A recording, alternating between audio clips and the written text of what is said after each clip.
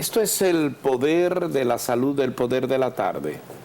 Estamos muy complacidos de presentarles a ustedes a la doctora Catherine Merejo.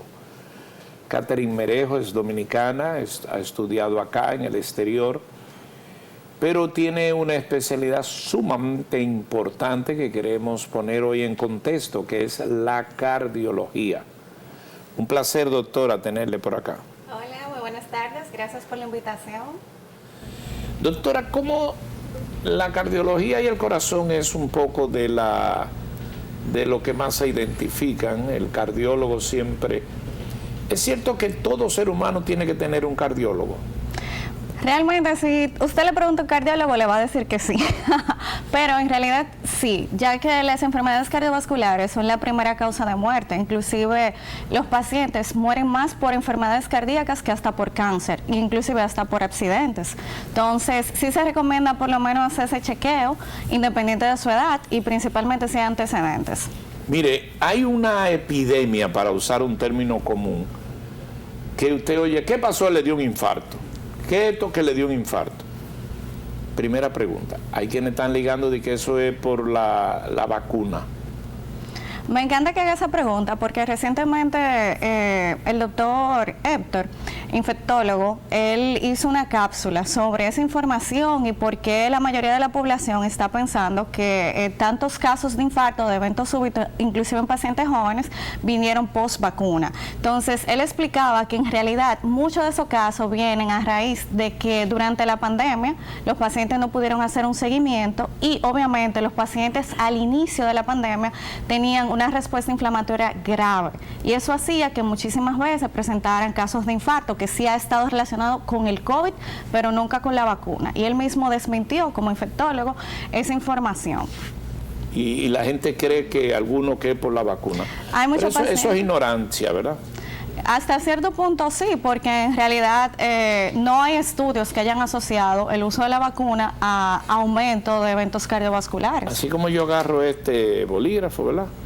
La pregunta clásica que se le hace a todo cardiólogo o cardióloga: ¿cómo evitar un infarto?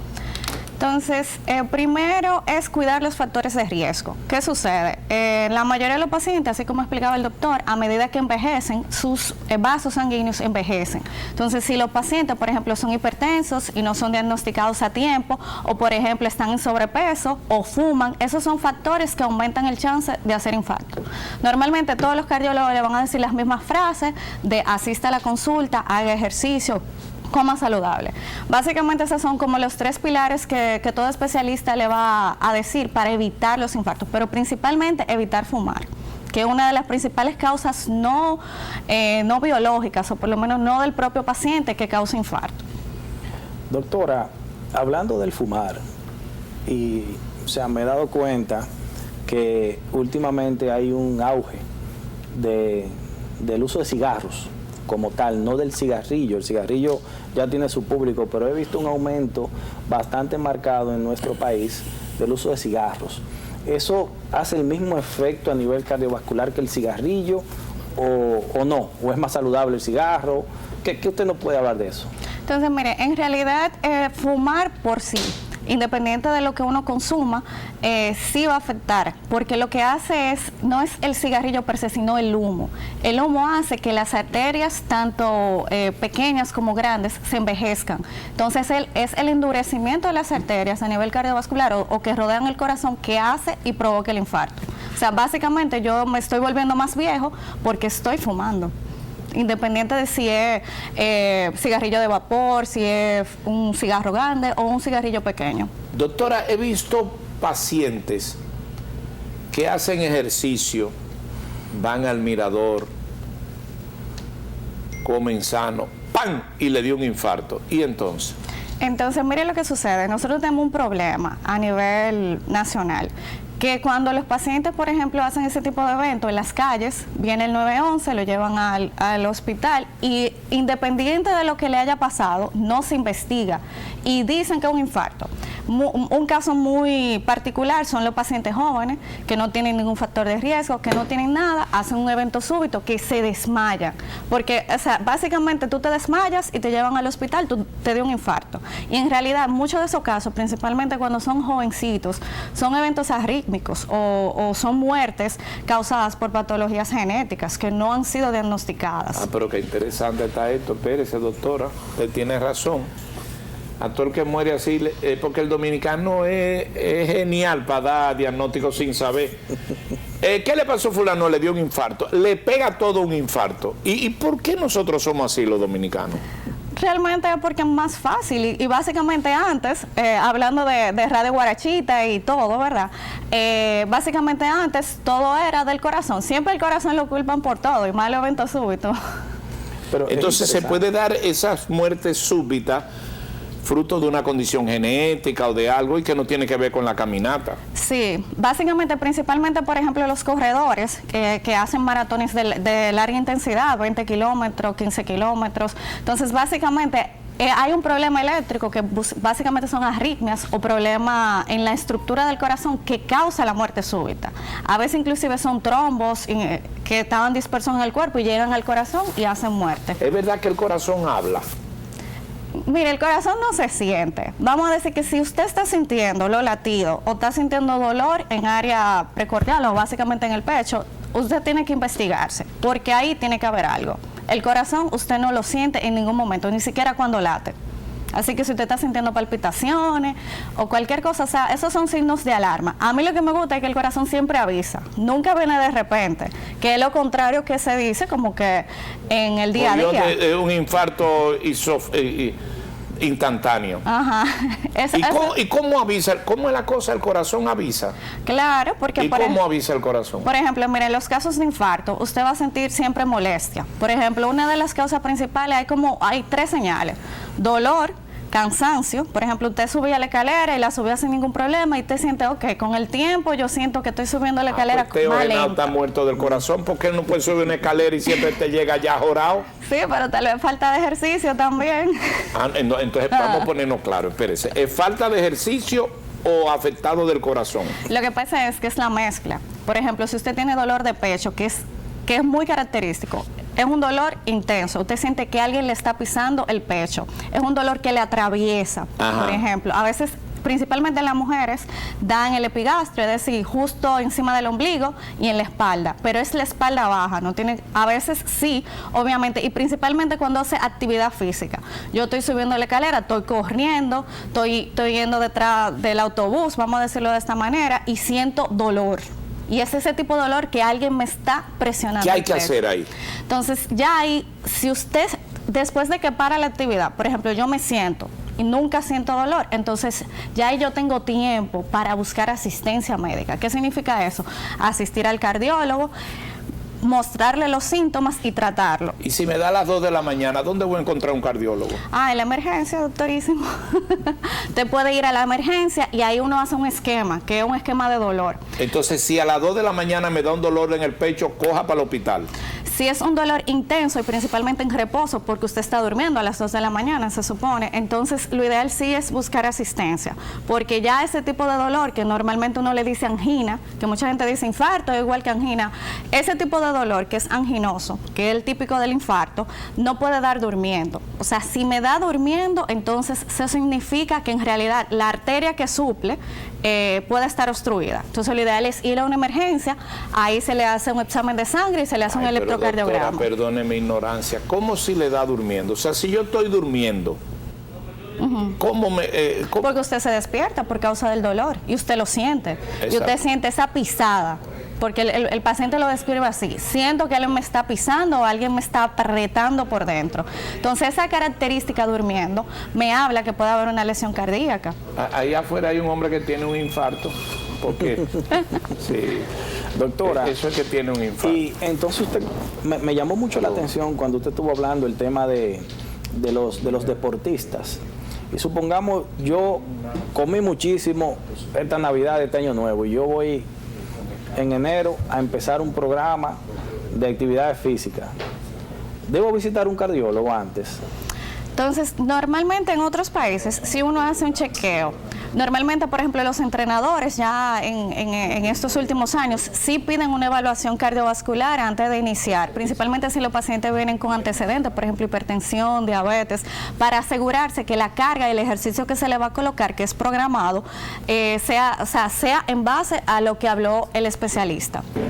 Qué interesante. Y con relación a esa evaluación, ¿qué evaluaciones usted recomienda antes de iniciar actividad física cardíaca?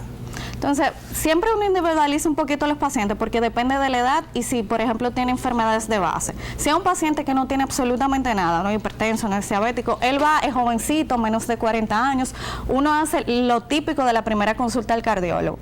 Uno hace un examen físico, obviamente una evaluación de los antecedentes, un examen físico, un electro y le toma la presión. Básicamente, eso es como lo más simple. Ya si el paciente es un paciente mayor de 40 años, que por ejemplo es hipertenso o es diabético, me tengo que asegurar que esas comorbilidades o esas enfermedades estén controladas. Y obviamente también se hace el examen físico, el electro, y se dan nuestras sugerencias. Pero entonces, yo no soy hipertenso, yo no soy diabético, yo nunca me he tomado una pastilla para la presión. ¿A qué edad yo debo empezar a ir al cardiólogo?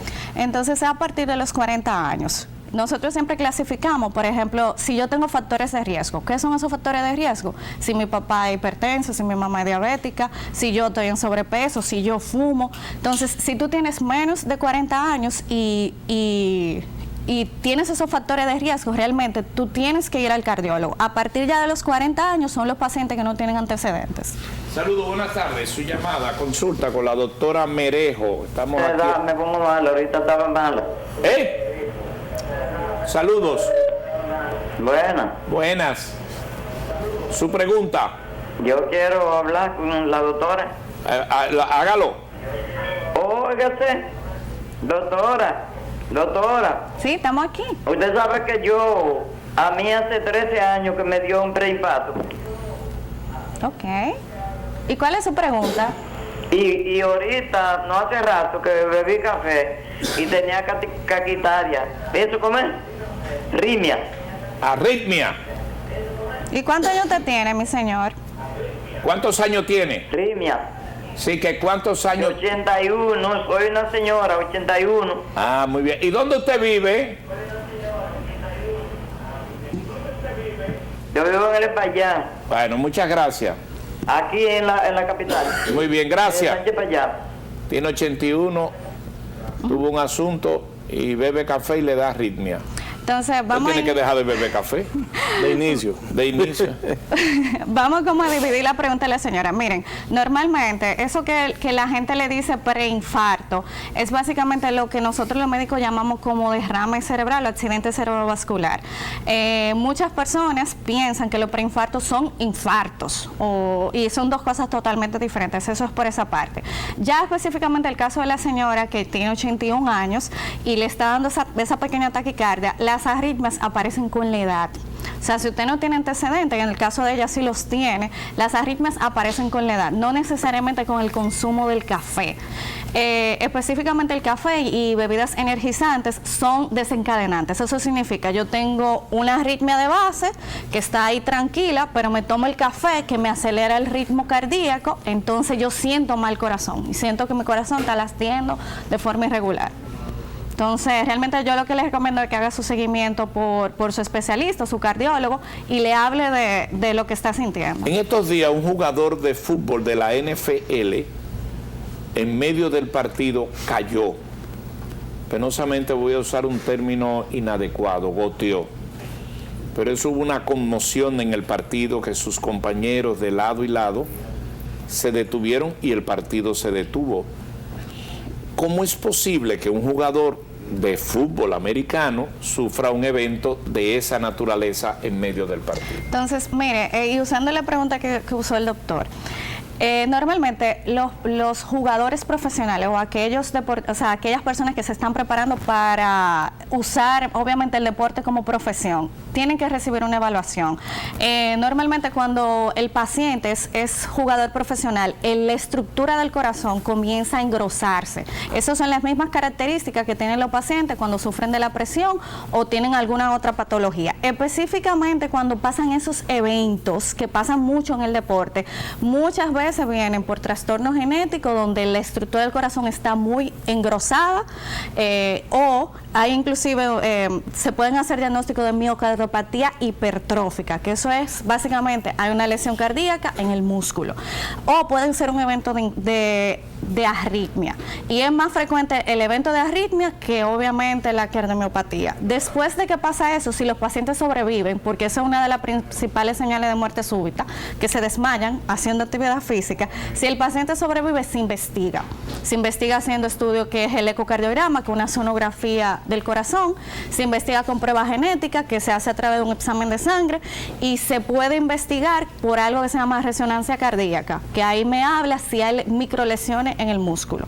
y así yo puedo descartar o por lo menos saber qué es lo que está pasando específicamente con ese paciente. Doctora, un paciente que bebe Coversil 5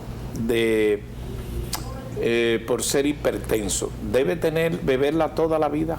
Entonces, mire, la hipertensión solamente hay una manera de parar de usar el medicamento. Eso es cuando usted es un paciente que son sus factores de riesgo que están causando la hipertensión. Por ejemplo, yo estoy muy gordo, estoy en sobrepeso, bajo de peso, entonces no tengo que usar el medicamento. Pero hay mucho, y que es la mayoría de los pacientes, que ya tienen ese diagnóstico ya encima de los 40 años. Y ya esos tipos de pacientes no es por los factores de riesgo. Hay un componente genético o hay otro tipo de componente. Normalmente la hipertensión, que es lo común, se controla, no se sana. Entonces, si usted usa el medicamento, realmente es para evitar las consecuencias de la hipertensión, no para sanarla. ¿No tiene secuela ese medicamento? Todos los medicamentos tienen su secuela, pero claro, todos los medicamentos tienen su secuela, pero son mínimas y no son negativas. Es decir, la enfermedad trae mayor secuela que usar el tratamiento, porque si no, no se vendieran ni se usaran. Doctora, mire, yo tengo una pregunta aquí por WhatsApp que me están preguntando que si se pueden beber su traguito tomándose la pastilla para la presión. No junto, obviamente, pero usted hace su vida normal, porque el utilizar el medicamento es para usted controlar la presión, pero ya el estilo de vida no es algo como que se tenga que, no está contraindicado beberse una cerveza o... ¿El romo daña el corazón? El romo daña los riñones. ¿Y qué bebida daña el corazón? ¿La champán? Realmente, o sea, no entiendo que es como una asociación en que haya una bebida que daña el corazón. Yo creo que es los hábitos no saludables. Está gordo, o sea, vulgarmente hablando, está en sobrepeso, el fumar. Fumar se daña el corazón. Los gordos se embromaron. Lo que pasa es que los gorditos, mire, hay algo que es una tabla de riesgo. Desde que un paciente entra al consultorio de un cardiólogo, uno comienza a hacer como un checkmark de la parte negativa. O sea, ¿qué tanto chance tiene esta persona de hacer un evento cardiovascular? Y uno de los principales es la obesidad. Si usted es gordito y principalmente de la cintura, entonces usted es un paciente que me puede hacer un infarto, que puede estar con hipertensión. Eso está escrito, el gordo es candidato. O sea, mire, doctora, ¿usted ha escuchado hablar de mal del corazón? O sea, lo que sufren con el amor. ¿Cómo se llama eso? Mire, usted sabe que recientemente estábamos hablando del síndrome del corazón roto. Y eso tiene que ver un poquito con ese comentario que usted hace. Por ejemplo, hay una enfermedad que se describe de esa misma forma, síndrome del corazón roto, y tiene que ver cuando uno recibe una noticia impactante que hace... De que la novia lo dejó por otro. Bueno, que si no la sabe manejar emocionalmente, causa un dolor típico de infarto. Y cuando uno investiga... No, un momentico, ¿cómo es? Sí. O sea, si tú tienes amores con una muchacha y te llega una noticia de que, mira, te dejó fulano y se fue con otro, ¿eso puede dar un infarto? No es que pueda dar un infarto, sino que simula un infarto. Y por eso se llama... Sí, simula. Es un engañador. Esa enfermedad es engaña. ¿Por qué? Porque corazón roto. Se llama así, síndrome del corazón roto. ¿Y cómo se resuelve el corazón roto? ¿Con otra? Mire, eso se resuelve con el paso del tiempo. Normalmente los pacientes que sufren del síndrome de corazón roto, uno lo investiga, le hace un cateterismo para ver las arterias, porque hace ese cuadro típico de dolor de infarto. ¿Y a su despacho han ido pacientes con corazón roto? Todavía no, porque normalmente son pacientes que se tratan vía emergencia, que llegan con el dolor típico, se les hace un cateterismo, y lo interesante de esta enfermedad es que no aparecen lesiones. O sea, no aparecen lesiones, pero aparece una característica en la imagen del corazón.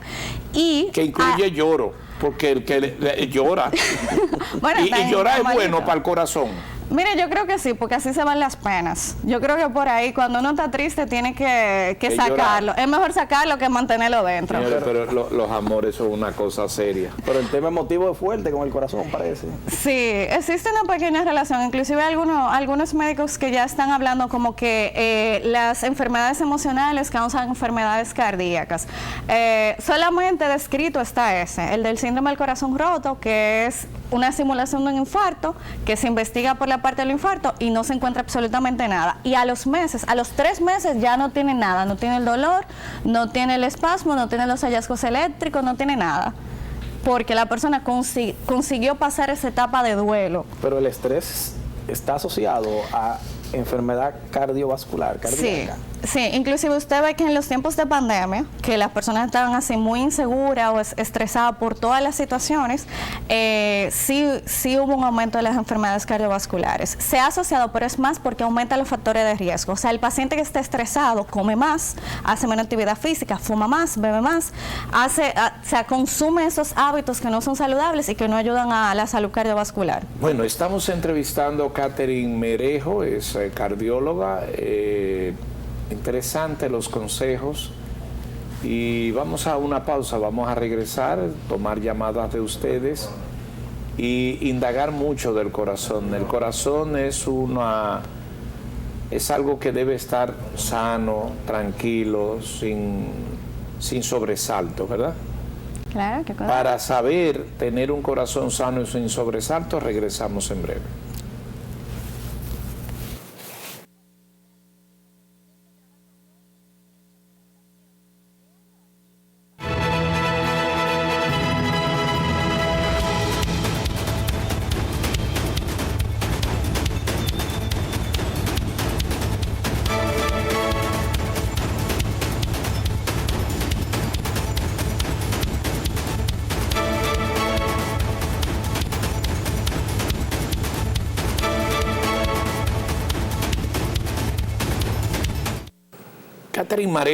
Catherine Merejo nos acompaña, es cardióloga. Doctora, sus estudios, para completar ya una información, dónde usted estudió, dónde se consulta, dónde están sus servicios, ¿no?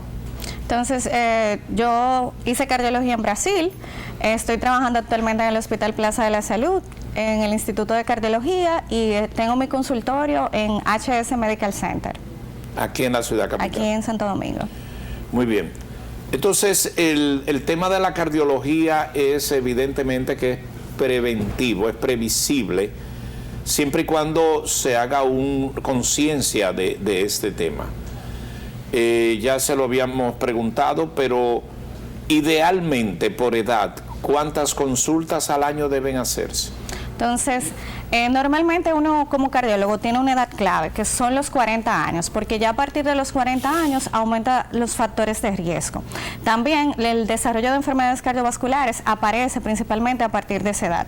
Los pacientes que, por ejemplo, no tienen ningún tipo de antecedente cardiovascular deberían ir a la consulta de cardiología por lo menos una vez al año. Ahí se hace su chequeo de rutina y sabemos si identificamos los factores de riesgo. Aquellos pacientes que sí tienen antecedentes, por ejemplo, mi papá, mi mamá es hipertensa o es diabética, tienen que ir a partir de los 35 años. A eso se suma si usted está en sobrepeso, si usted fuma, si usted no hace actividad física. Todo eso me inclina la balanza que a partir de los 35 años hacer las consultas.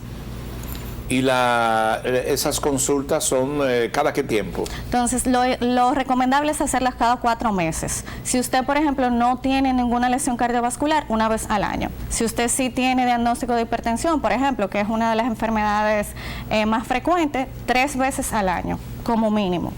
Doctora, ¿y la disponibilidad de los cardiólogos a nivel nacional? Entonces me sorprendió mucho que usted hablara que hay tantos ortopedas, porque a nivel nacional hay alrededor de 600 cardiólogos. O sea, sí, pero 900 son más. Y qué bueno, porque es una especialidad bastante demandada en nuestro país. Sí. Y que haya 600 cardiólogos. Y háblame un poquito, como el señor Luisín me estuvo cuestionando con relación a las subespecialidades de la cardiología. ¿Cuáles subespecialidades de la cardiología disponemos a nivel del país? Entonces, tenemos especialistas en hemodinamia, que básicamente son los que estudian las arterias del corazón. Tenemos especialistas en electrofisiología, que son los que estudian las arritmias y obviamente las enfermedades eléctricas cardíacas. También hay especialistas en cirugía, bueno, en válvulas. Básicamente, por ejemplo, los pacientes que tienen insuficiencia valvular, es decir, que las puertas que forman parte del corazón están dañadas. Estos son especialistas. También hay especialistas en falla cardíaca o insuficiencia cardíaca. También hay especialistas en la hipertensión, en hipertensión en el embarazo. Básicamente, esos son como las subespecialidades. El marcapaso, ¿se usa todavía colocarlo o hay? ¿Cuál era el marcapaso y el stent? Explíqueme eso. Entonces, el stent básicamente es una pequeña malla que se usa específicamente para los pacientes que tienen obstrucción de las arterias que suplen el corazón. Eso lo colocan los hemodinamistas y se utiliza principalmente cuando se hacen cateterismos. El marcapaso básicamente es un tipo de dispositivo intracardíaco que funciona específicamente para suplir la electricidad durante periodos que la electricidad cardíaca no existe. Básicamente un inversor. Yo tengo este aparatico que se coloca, una parte superficial y una parte intracardíaca, y me estimula el corazón cuando el propio esqueleto eléctrico del corazón no funciona. Cuando tú andas con un marcapaso, ¿tú te das cuenta si lo tienes? Claro, porque tú te lo sientes aquí superficialmente, y también tú lo sientes porque una de las frases que yo uso mucho con los pacientes es que el corazón no se siente. Cuando el paciente tiene el marcapaso, comienza a sentir los estímulos del marcapaso, porque recordemos que eso es artificial, no un latido natural. Qué interesante, doctora. Y con relación, por lo que veo, el corazón tiene corriente y tiene puertas. Sí. Según lo que usted nos ha explicado aquí. Y con relación a la hemodinamia, doctora, ¿cuáles pacientes serían candidatos a realizarse algún proceso de hemodinamia, lo que le dicen un cateterismo? Perdón, eso que vemos ahí en pantalla, ¿qué es eso? Es un marcapaso, inclusive un marcapaso unicameral, que significa que solamente tiene un solo cable, es decir, que estimula o la parte alta o la parte baja del corazón. Eso es un marcapaso.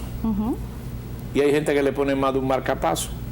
Sí, porque mire lo que sucede, eso es como una batería. Básicamente tiene un tiempo limitado. Normalmente el tiempo de vida de un dispositivo es de 7 a 10 años. Entonces, cuando el paciente utiliza mucho el marcapaso, eso es el promedio, pero lo puede utilizar más o lo puede utilizar menos. Si agota la batería, entonces hay que cambiarle el dispositivo. También, si por ejemplo cambia la indicación de la colocación del dispositivo, entonces hay que ponerle otro tipo de marcapaso. Y existen varios tipos, no solamente para suplir la electricidad. Entonces, retornando a la pregunta que me hizo el doctor, el corazón es como una bombita, tiene músculo, tiene válvula y tiene arterias que la suplen. Básicamente los hemodinamistas lo que trabajan es con las arterias que suplen el corazón. Entonces los pacientes que optan por cateterismo son pacientes que estamos sospechando del síndrome coronario o básicamente la obstrucción de esas pequeñas arterias. Normalmente cuando los pacientes tienen dolor de pecho o estamos sospechando que pueden causar un infarto, entonces se hace el cateterismo, que puede ser diagnóstico o de tratamiento. Pero entonces, ¿cómo se tapan esas arterias? Normalmente se tapan con la edad, se tapan con colesterol, que el paciente produce colesterol o lo está comiendo. Por eso que muchas veces los cardiólogos decimos, mire, tiene que hacer ejercicio, porque mientras más ejercicio usted hace, menos colesterol usted tiene, porque usted lo gasta. Entonces, básicamente de esa manera. Yo veo que también los cardiólogos exactamente indican algunos medicamentos que tienen que ver con el metabolismo de las grasas y también indican unos oxigenadores. ¿A qué se debe la utilización? Creo que el clopidogrel, si no me equivoco. Entonces, ¿qué sucede? Básicamente existen diferentes maneras de yo tratar el síndrome coronario, la obstrucción de las arterias, porque no solamente se obstruyen a nivel del corazón, sino, por ejemplo, periférico. A mí se me pueden obstruir las arterias que me suplen en el cuello, que me suplen el cerebro. Entonces, esa combinación de clopidogrel, que es un medicamento que es para evitar el acúmulo de plaquetas, y las estatinas, que es un tratamiento que se utiliza para el colesterol, me ayuda a evitar esas obstrucciones. Saludos, buenas tardes. Tenemos llamada. Pueden hacer la que quieran. quieran, estamos a su orden. Adelante.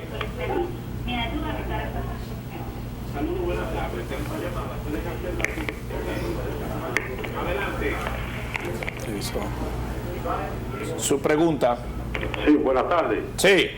Sí, el doctor ahorita habló de sarcopenia y definió que era la disminución de la masa muscular.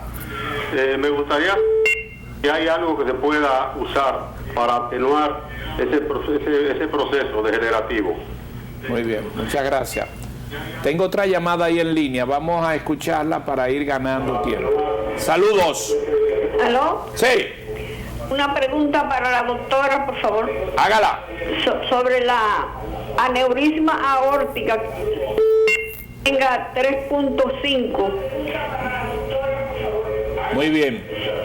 Muchas gracias. La otra llamada que tengo ahí en el fondo. Saludos, buenas tardes. Muchas gracias. La otra llamada que tengo ahí en el fondo. Saludos. La otra llamada que tengo ahí en el fondo. Sí, dígame a ver. Si baja el televisor. ¿Aló? Sí. ¿Aló? Dígame. Buenas. Dígame. Sí. Yo soy un paciente que tengo un marcapaso, que es un desfibrilador desincronizador. Me lo pusieron 20 de diciembre del 2013, el doctor Pedro Ureña en Sedimá. Ya en diciembre pasado yo cumplí 8 años, que era lo de la batería, pero cuando me hice el chequeo, ¿verdad? El monitoreo, la batería marcaba que tenía 24 años más, 24 meses más. Y me toca ahora un chequeo. Yo me pregunto, yo oí que usted dijo, doctora, que se cambia el marcapaso o es la batería. ¿No es una batería que viene integrada al marcapaso o es el marcapaso completo? Dígame de eso. Muy bien. Usted tiene buena memoria, ¿verdad? Sí. La otra llamada, la cuarta, dígame a ver ahí. Se cayó. Y la otra ahí, ¿cómo estás? ¿Aló? Sí, dígame. Buenas tardes. Buenas. Sí, doctora, yo quisiera que usted me hablara un poco sobre la rosuvastatina. Muy bien. ¿De dónde nos llama? Gracias. De aquí mismo, de Santo Domingo. Muchas gracias. Muchas gracias, señora. Vamos a arrancar por esa última. Por la rosuvastatina. Entonces, como había mencionado, la rosuvastatina es un tipo de estatina. Es una de las más utilizadas y normalmente se le indica a los pacientes o que producen colesterol o que sabemos que tienen riesgo para guardar el colesterol en las arterias. Eso es por esa parte. Voy a ir de atrás hacia adelante. Con respecto al señor que se le colocó el marcapaso, yo le había mencionado que existen varios tipos de marcapaso. El más sencillo es aquel que se utiliza para suplir la electricidad. Específicamente el marcapaso que describe el señor, que es un resincronizador con desfibrilador, es un marcapaso que se utiliza para los pacientes con falla cardíaca, que su utilidad es que el corazón bombee de forma más firme, porque normalmente el paciente con insuficiencia cardíaca, su corazón está muy dilatado y está débil. Cuando dice que le dura 24 meses, o sea, como había mencionado, hay pacientes que lo utilizan más que otros. En su caso, todavía le queda alrededor de 2 años con el dispositivo. Específicamente su pregunta, que usted habla que el marcapaso hay que cambiarlo. Básicamente lo que el paciente describe como la batería es el marcapaso. El aditamento del marcapaso per se son los cables, que son los que llegan al corazón, pero cuando le dicen hay que cambiar el marcapaso, es que hay que cambiar lo que el paciente conoce como batería, pero la batería es igual al marcapaso. Con respecto a la señora que me está hablando del aneurisma, que mide 3.5, entonces, el aneurisma básicamente es una debilidad en las paredes de las arterias. Obviamente, cuando un paciente le describen o le encuentran un aneurisma, uno tiene que saber el tamaño. Si el tamaño está encima de 4, dependiendo de dónde se encuentre, entonces eso se opera. Los aneurismas se vigilan porque pueden ser emergencias cardíacas, pero si usted se controla, es decir, tiene antecedente de hipertensión y usa su medicamento o hace sus chequeos, entonces se evita. Ya el mismo especialista, que normalmente quien opera esta lesión es el cirujano cardiovascular, él le va a decir, mire, estas son sus opciones de tratamiento y a partir de tal momento usted tiene indicación para cirugía. La sarcopenia.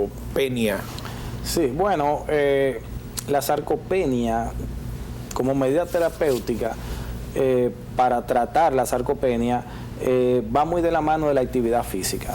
Lo que se recomienda que igual usted esté entrando en edad, no deje de hacer actividad fortalecer los grupos musculares que están asociados a las estructuras que mueven el sistema musculoesquelético, ya sea cadera, hombros, rodillas, pantorrillas, tobillos, y mantenerse en actividad física fortaleciendo esos grupos musculares para evitar caer en sarcopenia, porque lo ideal sería no caer en sarcopenia. Y usted se da cuenta que está cayendo en sarcopenia cuando se le hace difícil pararse de un sitio, cuando se le hace difícil moverse de un lado a otro, subir escalones, que no hay ese cansancio desde el punto de vista cardíaco, sino en las piernas y en las manos cuando va a hacer algún tipo de actividad física. Y ahí, bueno, pues es importante de que usted tome medidas desde el punto de vista físico, haciendo actividad física, levantando algún tipo de pesas o algún tipo de actividad física que incentive el crecimiento de la masa muscular. Hay medicamentos también que se utilizan para la sarcopenia, que son, digamos que, inductores de la masa muscular, a base de una serie de proteínas y que ayudan a aumentar un poquito de volumen, pero la manera ideal definitivamente es que fortalezcan los grupos musculares para que esas extremidades estén fuertes para soportar el esqueleto. Bueno, muy bien, ahí tienen la sarcopenia, la pregunta que hicieron, y evidentemente eso son historias que ustedes pueden ir recogiendo para tener mayor información. Doctora, entonces la enfermedad del corazón es de reiterar que puede ser previsible su tratamiento. Hay un asunto que se llama la prueba de esfuerzo. ¿Qué es eso? Entonces, en la prueba de esfuerzo, básicamente lo que queremos ver es si hay cambios eléctricos o síntomas frente al ejercicio. Normalmente, ¿por qué son tan caras las pruebas de esfuerzo? Bueno, eso realmente doctor tiene que preguntar a los seguros. Los seguros, sí. No sé. Yo sé para qué se indica esa partecita así. Pero, porque, mire, yo creo, o sea, la prueba de esfuerzo específicamente es para... ¿A usted le gusta la que pone prueba de esfuerzo? No, porque mire lo que pasa, la prueba de esfuerzo es poco específica. Es decir, me puede dar un resultado... no total. ¿En qué sentido? Eso se indica para poder tener diagnóstico de obstrucción de las arterias, las coronarias, ¿se recuerda? Entonces, o sea, la prueba de esfuerzo te ponen a hacer en una máquina, una caminadora. Exactamente. Y a la medida que tú te vas cansando, te embromate. No, a medida que tú te vas cansando, o sea, ellos evalúan varias cosas. Evalúan la elevación de la presión, evalúan el dolor que puede sentir el paciente o no, o la ausencia, y evalúan los cambios eléctricos frente a la prueba de esfuerzo. Se recuerda que habíamos hablado del infarto y de los síntomas. Frente al ejercicio, si a mí me da dolor de pecho, yo tengo un chance de tener obstrucción en las arterias coronarias. Eso es como una prueba de screening, es decir, yo le indico la prueba de esfuerzo a un paciente que yo sospecho que tengo que hacerle un cateterismo. Le evito el cateterismo, pero le hago la prueba de esfuerzo. Entonces, pero no hay mejor prueba de esfuerzo entonces que tú decirle, sube la escalera todos los días. Que sí, si me ponen eso, yo me embromé. Lo que pasa es que ahí son 5 pisos. Cuando yo llego al quinto es jalado así con la lengua afuera. Yo tengo problema del corazón. Pero no tiene dolor. No, dolor no. No, entonces mira, ahí ya. Pero llego cansado. Porque también son 5 pisos, hasta yo llego cansado. Ah, usted sube piso. ¿Y por qué ustedes no le recomiendan? Suba 5. Pero uno sí se lo recomienda, pero uno se lo dice más bonito, le dice haga ejercicio. No, súbame los pisos. ¿Y usted sube la escalera de su casa? Claro. ¿En qué? No me diga dónde. ¿Cuántos pisos son su casa? 2. ¿Y usted usa ascensor? También, pero yo... ¿Pero cómo va a ser, doctora? No, pero para subir a mi casa no. Le digo que uso ascensor del día a día, pero por ejemplo, yo hago muchísima actividad física. Yo hago ejercicio casi todos los días. ¿Usted corre? Corría. Ya no corro tanto, ahora estoy haciendo como más pesas. ¿Y por qué no corre? Porque no hay tanto tiempo, doctorísimo. Y la seguridad aquí no está tan... A mí me encanta la doctora, ella me dice doctorísimo, venga todos los días. Una muchacha, una doctora, perdón. Tranquila. ¿Cómo usted me dice doctorísimo? Doctorísimo. Riéguelo. Entonces, doctorísima, ¿usted hace ejercicio? Sí, mucha actividad, mucha. ¿Y eso le ayuda a su corazón? Claro. ¿Y quién le evalúa su corazón? Bueno, hasta ahora yo misma, porque no tengo factores de riesgo. ¿Cómo usted misma? Claro, porque por ejemplo... ¿Cómo usted se va a evaluar su corazón? Lo que pasa ¿Y qué es eso? que es la parte de los factores de riesgo. Mire, yo por ejemplo tengo menos de 40 años, yo soy mujer, tengo menos riesgo que un hombre, hago actividad física, no fumo. Entonces, todas esas son... ¿Y no bebe, doctora? Bebo poquito, doctor. Doctorísimo. Doctorísimo. Veo poquito, no veo tanto. Sí, entonces lo que pasa es que uno tiene que promover, uno tiene que ser el ejemplo. Cuando usted sea factor de riesgo, ¿quién va a ser su médico? No se apure, parece muchos compañeros. O sea, usted no quiere decir para no quemarse, ¿verdad? Es que no puedo seleccionar a la gente ya aquí en público, eso no se puede. Bueno, miren, me queda un minuto si hay una llamada. ¿Qué le ha parecido, doctor? Excelente. Miren, a mí me da un placer inmenso, ¿no? Créanme que lo hago con mucha alegría. Ver los médicos dominicanos, los médicos jóvenes, con esta destreza, con esta profesionalidad. Y quiero felicitarla porque usted Muchas gracias. las batea todas, comunica muy bien. Muchas gracias. Y yo, obviamente, debo ver la parte profesional, que como tal es muy competente. Pero lo que más me agrada ver es los muchachos, una persona con menos de 40 años, y evidentemente lo trato como un profesional adulto de 60 o 70. Ese es el peso de nuestra juventud, que se prepara, que estudia y que evidentemente vamos adelante, porque los médicos jóvenes son una buena expresión de que tenemos una buena sociedad. Así que le felicitamos y estamos aquí a su orden. Muchas gracias, de verdad muy agradecida. Repita, por favor, las consultas suyas. Entonces estamos en HS Medical Center, estamos en la Plaza de la Salud y estamos en el Instituto de Cardiología. Si puedo decir mis redes, no sé. Claro, Entonces era para eso. también me pueden seguir en las redes en @doctora.merejo en Instagram. ¿Y consiguen muchas consultas por ahí? Sí, muchas personas me escriben, inclusive pacientes o personas que me ven en actividades como esta me escriben. Lo importante es que el paciente tenga facilidad de contactarnos, porque al final estamos para eso, para servirle a los pacientes. ¿Qué le ha parecido, doctor López? Excelente, la verdad que el corazón es un mundo y nos ha llenado de mucha información, de mucha luz, y la verdad que la población y los televidentes definitivamente han aprendido bastante de lo que deben esperar y cómo reaccionar y dónde deben ir a la hora de tener algún problema cardíaco. Bueno, este doctorísimo se despide hoy del Poder de la Salud, del Poder de la Tarde. Gracias a la doctora Catherine Merejo, dominicana, cardióloga, que con mucha competencia no profesional nos ha dado una cátedra sobre el cuidado del corazón. Nos vemos en la próxima. Gracias por su atención.